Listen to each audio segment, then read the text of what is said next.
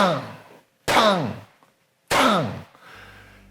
계엄군이 시민들을 향해 총을 쏩니다. 이 장면들이 독일 기자의 카메라에 조용히 담깁니다.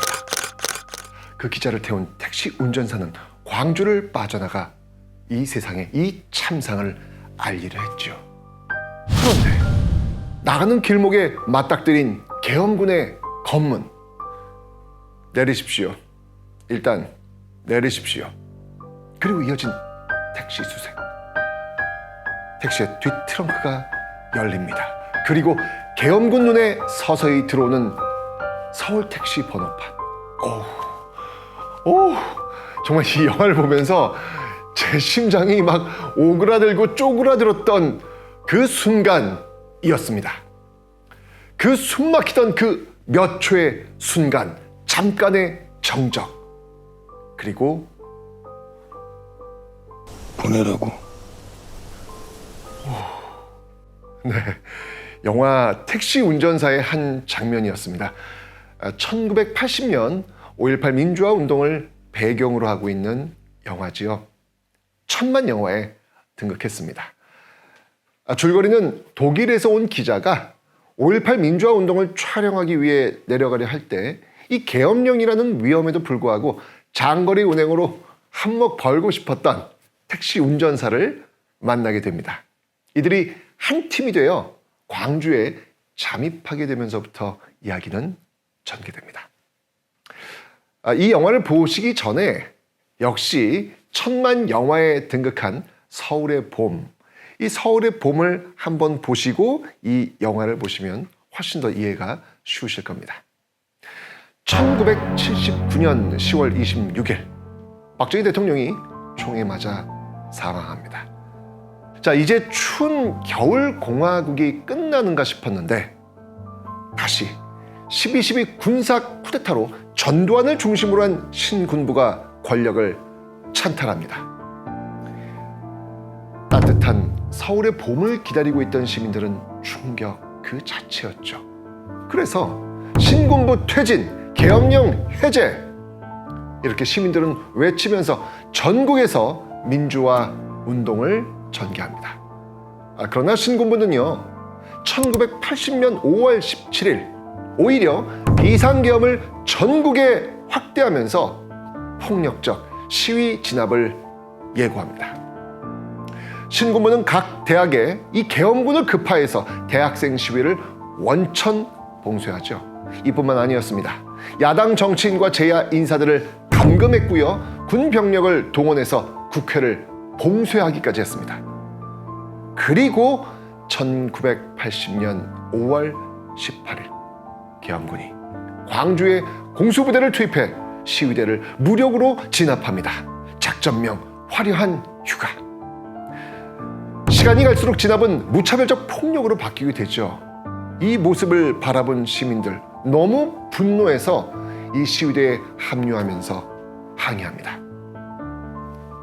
5월 20일 택시, 버스, 트럭이 합세한 20여만 명의 시위대가 전남도청으로 행진을 하지요.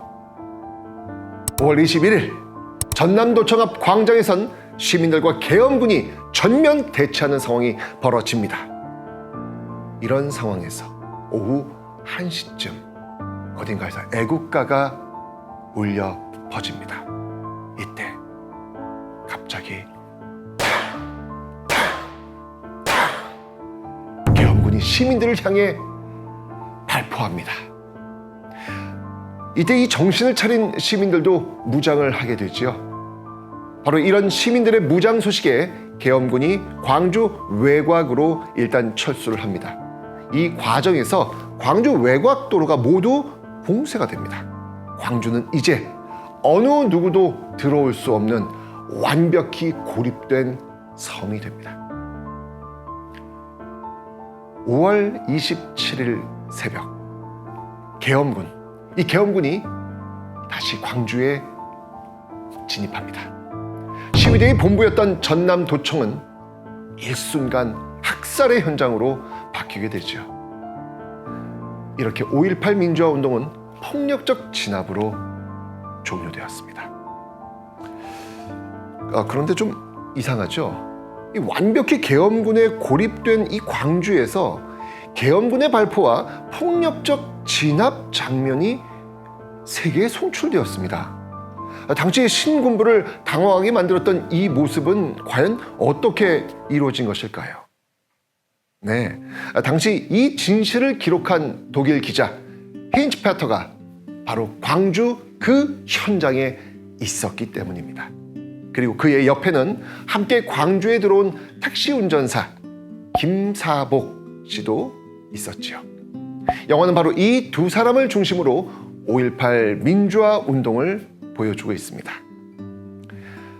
5.18 민주화 운동은 1980년 신군부의 진압으로 끝났다라고 생각하시는 분들이 많은데요. 그렇지 않습니다. 이 진압으로 전두환 정부는 정통성 없음을 스스로의 아킬레스건으로 만들었고 결국 1987년 6월 항쟁 앞에 무릎을 꿇고 6.29 항복선언을 발표했기 때문입니다. 우리는 여전히 지금 5.18에서 6월 항쟁이 만들어 놓은 그 헌법 체제에 살고 있습니다. 오늘 이 영화를 통해 우리 모두가 역사에 빚을 지고 있음을 다시 한번 생각해 보시는 그런 시간이 되시길 바랍니다.